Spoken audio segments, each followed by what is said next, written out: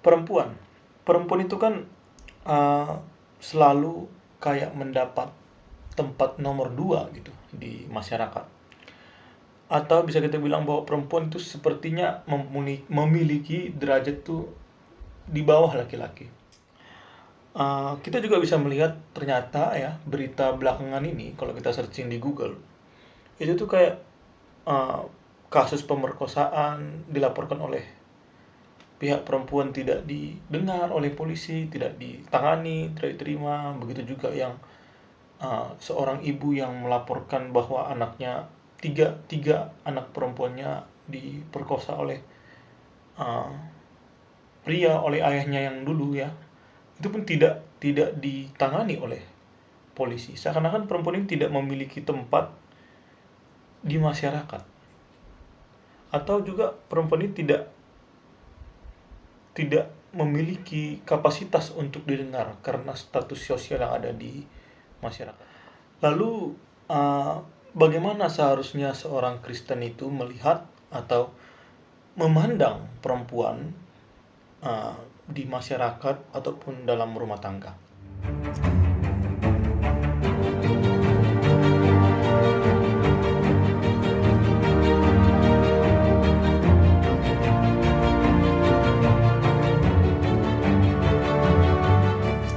Pembahasan ini sangat menarik ya. Dulu saya ketika kuliah juga uh, sangat tertarik ketika dosen saya, salah satu dosen saya yang saya kagumi juga bernama Pendeta Dr. Yongki Karman, menjelaskan tentang pandangan Alkitab, terutama pandangan kitab Kejadian tentang perempuan.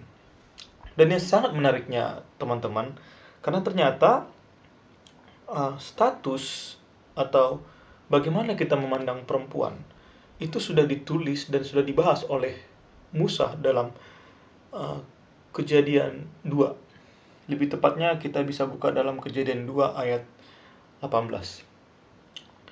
Saya akan bacakan dalam bahasa Ibraninya. Vayomer Adonai Elohim Lotov Heyot Ha-Adam Levado Eseh Lo Ezer Kenegdo. Dan dia berkata, Vayomer Adonai Elohim, dan dia berkata. Dia berkata ini maksudnya dia Tuhan Allah. Tuhan Allah berfirman kalau dalam bahasa Indonesianya Lotov Heyot Ha-Adam, bahwa tidak baik kalau manusia itu seorang diri saja. Lotov Heyot Ha-Adam Levado Eseh Lo Ezer Kenegdo. Aku akan menjadikan penolong yang beroposisi dengannya. Nah, ini pernah dikatakan oleh dosen saya itu, dan saya sangat terkejut, loh kok bukan kata sepadan yang dipakai, tetapi kata beroposisi. Ternyata kata Ezer Kenegdo, ya, Ezer Kenegdo itu memiliki arti penolong yang berlawan arah, penolong yang beroposisi dengan si Adam ini, gitu. Nah, saya tidak tahu mengapa lembaga Alkitab Indonesia justru mengartikan dengan kata sepadan yang justru lebih lembut, lebih ya mungkin karena kata oposisi di Indonesia sendiri itu memiliki makna yang kurang baik ya, kayak negatif lah gitu, kayak berlawanan, orang yang berlawanan nggak mungkin lah berjodoh seperti itu kan. Dan justru inilah yang menurut saya sangat menarik di ayat ini, karena ternyata kita tahu bahwa oposisi itu kan ada di seberang gitu. Misalnya saya di sini gitu, berarti pasangan saya itu karena beroposisi dengan saya, dia berdiri di hadapan saya gitu. Dan ini justru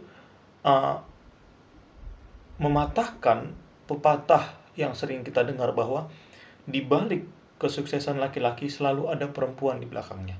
Dan ternyata kitab Kejadian 2 ini mengatakan bahwa perempuan posisinya tidak berada di belakang laki-laki.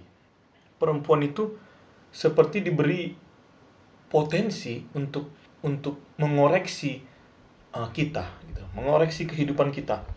Misalnya lah, saya memiliki sebuah masalah di hadapan saya. Di depan saya pasti masalah selalu ada di depan saya gitu kan, sebagai laki-laki. Dan ternyata ketika masalah itu ada di hadapan saya, karena pasangan saya posisinya ada di seberang saya, dia juga dapat melihat masalah yang saya punya. Begitu juga dengan pasangan saya, ketika dia memiliki masalah, saya juga bisa melihatnya. Artinya ketika kita masing-masing memiliki masalah, ternyata masalah itu bukan milik saya sendiri, tetapi milik kami berdua, milik saya dengan pasangan saya. Jadi saya bebas bagaimanapun melihat masalah ini, dan dia juga bisa melihat masalah saya dan memberi masukan terhadap masalah itu. Penolong bagi Adam, tapi dia kalau posisinya ada di belakang, kalau perempuan posisinya ada di belakang laki-laki kan, dia nggak bisa nolong dong. Dia kayak cuma bisa mendorong aja gitu, ya semangat, yuk kita harus bisa apa segala macam gitu. Tapi perempuan itu tidak diberi kapasitas untuk memberi kritik, memberi saran, memberi masukan kepada laki-laki, karena dia tidak bisa melihat masalah yang ada di depan laki-laki itu. Jadinya kata penolong itu tidak berguna, karena pada akhirnya perempuan tidak bisa menolong jika dia berada di belakang laki-laki. Ternyata dari kata ezer kenegdo ini juga mengajarkan dan juga memberi pengertian kepada kita bahwa kita dengan pasangan kita jika berbeda pendapat, ya itu hal biasa gitu loh. Dengan perdebatan, dengan perbedaan pandangan, perbedaan pendapat, Anda dan pasangan Anda dituntut dan diminta untuk saling menyimpulkan dan saling mengerti satu sama lain gitu loh. Saling mencari kesimpulan yang tepat bagi hubungan itu dengan dua sudut pandang yang berbeda. Dan tak kalah menariknya teman-teman, ternyata setelah kejadian 2 ini, kejadian 3 ayat 1 sampai ayat 6 justru menggambarkan bahwa perempuan itu juga mampu berpikir. Karena di kejadian 3 ayat 1 itu adalah dialog antara perempuan yang bisa kita sebut sebagai Hawa dengan ular. Ya. Di kejadian 3, manusia jatuh ke dalam dosa. Di sini ada dialog yang menarik antara ular dan perempuan, di mana bahwa Musa, ya, sebagai penulis kejadian, menunjukkan bahwa perempuan memiliki kapasitas untuk berpikir. Mari kita baca. Ular itu berkata kepada perempuan, "Tentulah Allah berfirman, semua pohon dalam taman ini jangan kamu makan buahnya, bukan?" Lalu sahut perempuan itu kepada ular itu, "Buah pohon-pohonan dalam taman ini boleh kami makan, tetapi tentang buah pohon yang ada di tengah-tengah taman, Allah berfirman, jangan kamu makan ataupun raba buah itu, nanti kamu mati." Tetapi ular itu berkata kepada perempuan itu, "Sekali-kali kamu tidak akan mati, tetapi Allah mengetahui bahwa pada waktu kamu memakannya, matamu akan terbuka, dan kamu akan menjadi seperti Allah, tahu tentang yang baik dan yang jahat." Perempuan itu melihat bahwa buah pohon itu baik untuk dimakan dan sedap kelihatannya. Lagi pula pohon itu menarik hati karena memberi pengertian. Lalu ia mengambil dari buahnya dan dimakannya, dan diberikannya juga kepada suaminya yang bersama-sama dengan dia. Dan suaminya pun memakannya. Kita bisa lihat di ayat 6, dikatakan bahwa perempuan itu melihat bahwa buah pohon itu baik untuk dimakan. Seperti ada kata kerja yang mengatakan bahwa perempuan ini berpikir, dia melihat lalu berpikir, ternyata buah ini tuh enak ya dimakan dan sedap kelihatannya. Lalu dikatakan lagi bahwa pohon itu menarik hati karena memberi pengertian. Artinya di sini ditunjukkan bahwa si Hawa itu selain mengamati, dia juga berpikir dan memberi kesimpulan. Mengamati, dia melihat, dia berpikir, ini baik untuk dimakan dan sedap kelihatannya. Dan lalu dia memberi kesimpulan, lalu pohon itu menarik hati karena dia memberi pengertian. Nah, di kejadian ini kan ada Hawa dan Adam di situ. Mengapa justru Musa menulis dialog ini antara Hawa dan ular gitu. Sedangkan Adam tidak ikut dalam dialog itu. Malahan ketika Hawa memberikan buah itu, Adam langsung memakannya, seakan-akan dia tidak berpikir, oh, si Hawa udah tahu nih konsekuensinya dan dia memberikan, artinya ya udahlah, aku makan aja gitu. Dia justru Adam justru tidak ditunjukkan memberi sebuah pikiran, memberi sebuah kesimpulan atau menyanggah pendapat si Hawa. Malahan dia ikut memakan tanpa berpikir panjang. Di sini justru membuat saya agak bingung pertamanya dan juga membuat kagum karena ternyata di awal Alkitab sudah ditunjukkan bahwa perempuan itu mampu berpikir dan memberi kesimpulan yang baik sebetulnya. Nah, bagaimana dengan Paulus yang pernah membahas tentang perempuan dalam kitabnya, yaitu 1 Korintus 11 ayat 2 dan seterusnya. Mari kita buka 1 Korintus 11 pada ayat 8. Sebab laki-laki tidak berasal dari perempuan, tetapi perempuan berasal dari laki-laki. Dan laki-laki tidak diciptakan karena perempuan, tetapi perempuan diciptakan karena laki-laki. Kalau kita melihat konteks yang terjadi pada saat itu di Korintus adalah ada semacam usaha kaum perempuan itu ingin menunjukkan bahwa mereka itu lebih hebat loh daripada laki-laki gitu. Mereka lebih tinggi derajatnya daripada laki-laki. Dan ini juga yang sebetulnya saya lihat dalam beberapa kasus tentang kaum feminisme di Indonesia.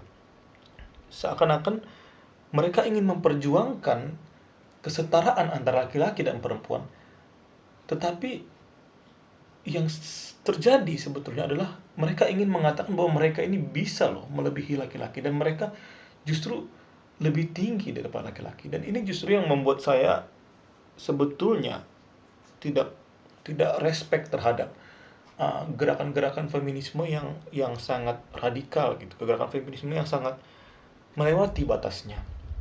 Kita boleh memperjuangkan gitu kesetaraan antara laki-laki dan perempuan, tapi bukan berarti dengan perjuangan itu kita membuat laki-laki menjadi di bawah perempuan. Dan itu juga yang ingin ditegaskan Paulus dalam 1 Korintus ayat 11 ini.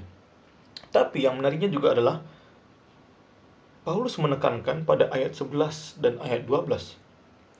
Namun demikian dalam Tuhan, namun demikian dalam Tuhan tidak ada perempuan tanpa laki-laki dan tidak ada laki-laki tanpa perempuan. Sebab sama seperti perempuan berasal dari laki-laki, demikian pula laki-laki dilahirkan oleh perempuan.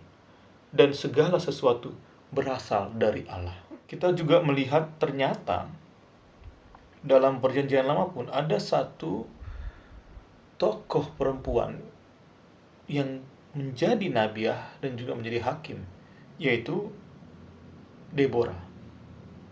Dia adalah seorang perempuan yang menjadi hakim pada saat itu. Dan kita juga sudah diberikan gambaran ya bahwa di perjanjian lama pun perempuan memiliki tempat yang tinggi juga gitu loh, yang bisa memberikan keputusan, memberikan pengajaran seperti itu. Mungkin kalau di zaman sekarang ya, kalau untuk orang Kristen menurut saya sudah sangat baik ya, karena pendeta pun sudah banyak yang perempuan gitu, pelayan gereja pun sudah banyak yang perempuan, dan di gereja-gereja di kota ya terutama itu sudah sangat maju ya pandangannya tentang seorang perempuan. Tapi di gereja kesekuan misalnya seperti gereja saya GKPS, itu di beberapa gereja GKPS ya terutama bisa saya bilang gereja yang berada di kampung, itu walaupun mereka sudah melihat bahwa ada gitu pendeta yang perempuan, kayak sintua atau penatua yang perempuan, tapi dalam dalam kenyataannya, misalnya dalam acara adat atau dalam uh, acara makan-makan di rumah gitu, acara pertangyangan, ibadah rumah tangga, itu justru yang terjadi adalah perempuan menjadi menjadi pelayan gitu loh. Dan ini sebenarnya membuat saya bingung ya, membuat saya menjadi masalah bagi saya karena waktu saya praktek di uh, Seribu Dolok, waktu saya praktek di Seribu Dolok itu, saya beberapa kali setelah ibadah rumah tangga, justru saya ikut gitu, ikut mengangkat piring atau mengangkat gelas makan yang telah disediakan ke dapur. Dan itu beberapa hadirin, beberapa jemaat yang laki-laki mengatakan, jangan, jangan, jangan, udah nanti biar mereka aja yang angkat. Maksudnya mereka itu adalah uh, inang yang ada di situ gitu, perempuan yang di situ atau pemudi yang ada di ibadah rumah tangga itu. Seakan-akan saya ini sebagai laki-laki harus duduk aja gitu, duduk ngopi ngobrol. Itu menurut saya apa sih gitu? Ya kan gue yang makan gitu, gue yang minum, ya gue yang balikin gitu. Itu membuat saya menjadi kaget ya sebetulnya. Dan itu pun terpelihara mungkin sampai saat ini gitu di beberapa tempat.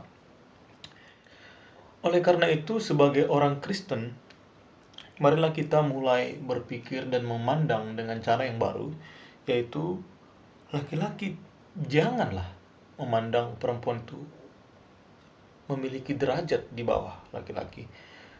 Dan perempuan pun janganlah mencoba untuk uh, melebihi laki-laki dengan usaha-usaha feminisme, tetapi laki-laki maupun perempuan saling memenuhi satu sama lain di dalam Allah.